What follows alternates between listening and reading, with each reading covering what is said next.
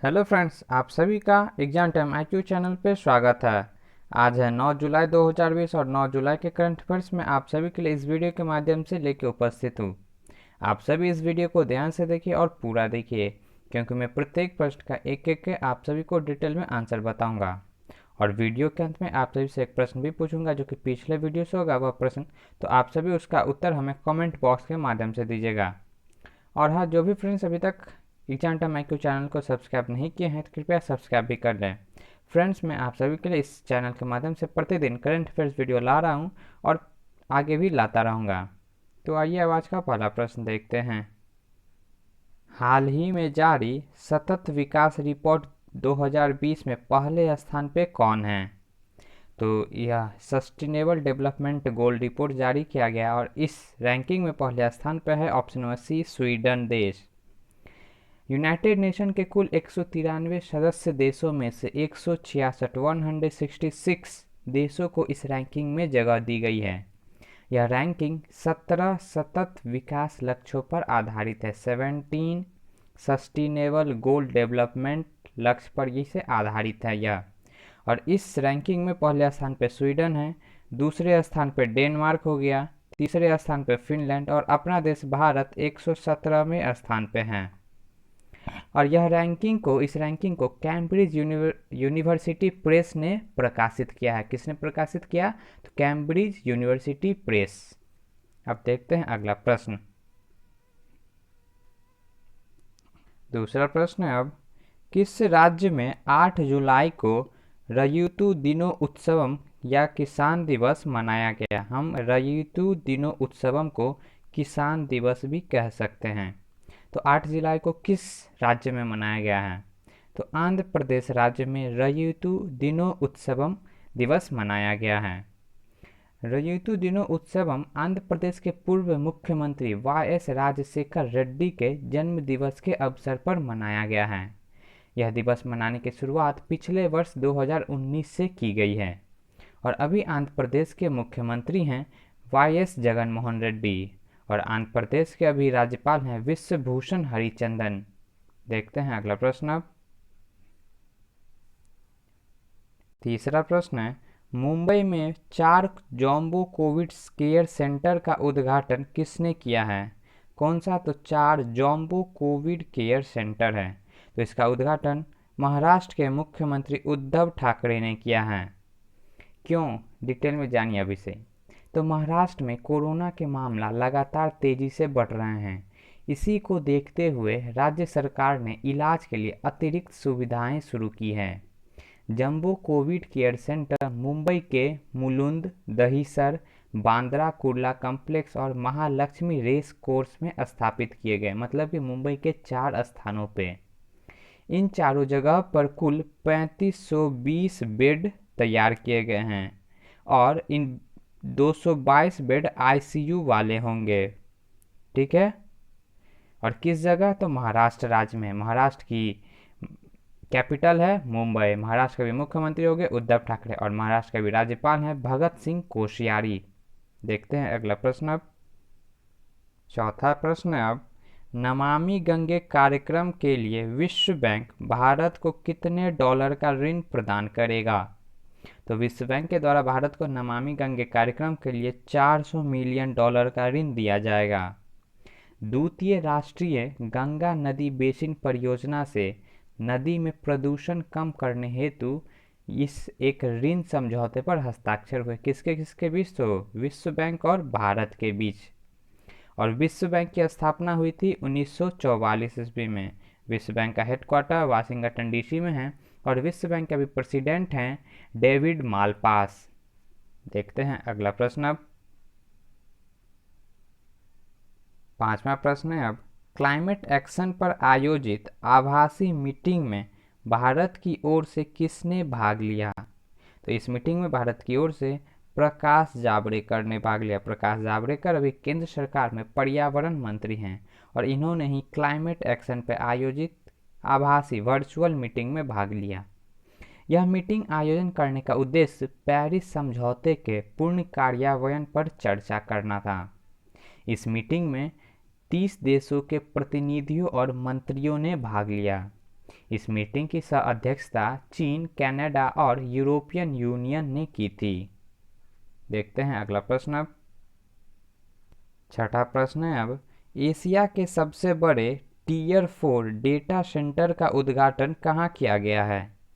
तो tier 4 data centre का उद्घाटन नवी मुंबई में किया गया है, जो कि एशिया का सबसे बड़ा और विश्व का दूसरा सबसे बड़ा डेटा सेंटर है। इसे नवी मुंबई के पनवेल क्षेत्र में 600 एकड़ की ज़मीन पे किया गया है। 600 एकड़ की हीरा नंदानी फॉर्चून सिटी के अंदर यह स्थित है, टीयर 4 डेटा सेंटर। और इस डेटा सेंटर का नाम रखा गया है NM1, या फिर हम इसे योटा NM1 बोल सकते हैं। दोनों में से कोई एक नाम हम इसे पुकार सकते हैं। इस डेटा सेंटर का उपयोग रियल एस्टेट व्यवसाय और इंजीनियरिंग द्वारा किया जाएगा। देखते हैं अगला प्रश्न अब। सातवां प्रश्न है, सुरेश अमोनकर का निधन हो गया, वे किस राज्य के पूर्व स्वास्थ्य मंत्री थे? तो सुरेश अमोनकर गोवा राज्य के पूर्व स्वास्थ्य मंत्री थे। सुरेश अमोनकर की मृत्यु 68 वर्ष की आयु में कोरोना से संक्रमित होने के कारण हो गया है। ये कोरोना पॉजिटिव थे। कौन? तो सुरेश अमोनकर। किस राज्य से? तो गोवा राज्य से। और गोवा की राजधानी है पणजी। गोवा के अभी मुख्यमंत्री हैं प्रमोद सावंत, और गोवा के अभी राज्यपाल हैं सत्यपाल मलिक। देखते हैं अगला प्रश्न अब। आठवां प्रश्न है, जानवरों के ऑनलाइन खरीद बिक्री के लिए किस देश ने डिजिटल हाट शुरू किया है? तो बांग्लादेश ने डिजिटल हाट शुरू किया है। डिटेल में जानते हैं अब इस डिजिटल हाट के विषय में। तो बांग्लादेश ने बकरीद पर्व से पहले जानवरों के कुर्बानी देने हेतु ऑनलाइन खरीद बिक्री के लिए यह डिजिटल हाट शुरू किया है। किस लिए? तो बकरीद पर्व से पहले जानवरों के कुर्बानी देने हेतु इसके जरिए, डिजिटल हाट के जरिए जानवरों का खरीद किया जा सकेगा, लेन देन किया जा सकेगा। इस पहल से किसी व्यापारी को नुकसान भी नहीं होगा और कोरोना के संक्रमण से भी बचा जाएगा। जानवरों को खरीद बिक्री करने हेतु पहले किसी भी लोगों को अपना पंजीकरण करवाना होगा इस डिजिटल हाट पे, जो कि फ्री होगा। किस देश ने शुरू किया? तो बांग्लादेश ने। बांग्लादेश की राजधानी है ढाका, बांग्लादेश की करेंसी है टका, और बांग्लादेश के प्रधानमंत्री हैं शेख हसीना। देखते हैं अगला प्रश्न अब। हमारा प्रश्न है, CBSE ने कक्षा 9 से 12वीं के लिए पाठ्यक्रम में कितने प्रतिशत की कमी की है? तो 30% की कमी की गई है CBSE के द्वारा। किन क्लास के लिए? तो 9वीं क्लास से 12वीं के लिए उनका सिलेबस अब 30% कम कर दिया जाएगा। क्यों? समझिए अब इसे। तो CBSE ने कोरोना लॉकडाउन के कारण हुई क्षति को भरपाई करने हेतु कक्षा 9 से 12वीं तक के पाठ्यक्रम सिलेबस को 30% कम कर दिया है। पाठ्यक्रम में यह कमी शैक्षिक वर्ष 2020-21 के लिए होगा। किस वर्ष के लिए? तो 2020 से 21 वर्ष के लिए होगा। यह घोषणा केंद्रीय मानव संसाधन विकास मंत्री रमेश पोखरियाल निशंक ने की। और किसकी? तो CBSE की। CBSE का फुल फॉर्म है सेंट्रल बोर्ड सेकेंडरी एजुकेशन, केंद्रीय माध्यमिक शिक्षा बोर्ड। CBSE का हेडक्वार्टर न्यू दिल्ली में है और CBSE के अध्यक्ष हैं मनोज आहूजा। ये था आज का हमारा करंट अफेयर्स क्वेश्चन। अब देखते हैं मैंने जो आप सबसे कल प्रश्न किया था उसका आंसर। का प्रश्न था, भारत का पहला राज्य कौन है जहां प्रत्येक घर में LPG गैस कनेक्शन है? तो पहला राज्य है option number D, Himachal Pradesh. Himachal Pradesh Bharat का पहला राज्य है जहां प्रत्येक घरों में LPG गैस कनेक्शन है।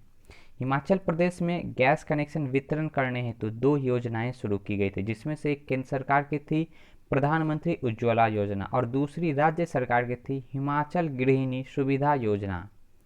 जिन लोगों को प्रधानमंत्री उज्ज्वला योजना के तहत लाभ नहीं मिला, उन्हें हिमाचल गृहिणी सुविधा योजना के तहत गैस कनेक्शन प्रदान करके यह रिकॉर्ड बनाया गया है हिमाचल प्रदेश के द्वारा। और अब देखते हैं आप सभी के लिए आज का प्रश्न। आज का प्रश्न है, निम्न में से किसने ऑस्ट्रियन ग्रैंड प्रिक्स 2020 जीता है? 2020 का खिताब किसका? तो ऑस्ट्रियन ग्रैंड प्रिक्स, यह एक फार्मूला 1 रेस है, इसे किसने जीता है? 4 ऑप्शंस है, 4 ऑप्शंस में से एक आंसर आप सभी को हमें कमेंट बॉक्स के माध्यम से देना है। आप सभी को आज का यह पूरा वीडियो देखने के लिए बहुत बहुत धन्यवाद। आपको यह वीडियो अच्छा लगा हो, आपके लिए हेल्पफुल हो, तो आप अपनी तरफ से एक लाइक कर दें, और अब तक यदि चैनल को सब्सक्राइब नहीं किए हो तो सब्सक्राइब भी कर लें। और फ्रेंड्स, मैंने आप सभी के लिए डिस्क्रिप्शन बॉक्स में फेसबुक और इंस्टाग्राम अकाउंट के लिंक दे रखा है, तो आप सभी उस लिंक पर क्लिक करके उस आईडी को फॉलो कर लें, क्योंकि मैं फेसबुक और इंस्टाग्राम के माध्यम से आप सभी के लिए प्रतिदिन करंट अफेयर्स पे क्विज अपडेट करता हूँ। तो आप सभी इस क्विज में पार्टिसिपेट करें, जिससे कि आपके अपकमिंग एग्जाम के लिए बहुत ही बेनिफिशियल होगा। That's all from today. Thank you.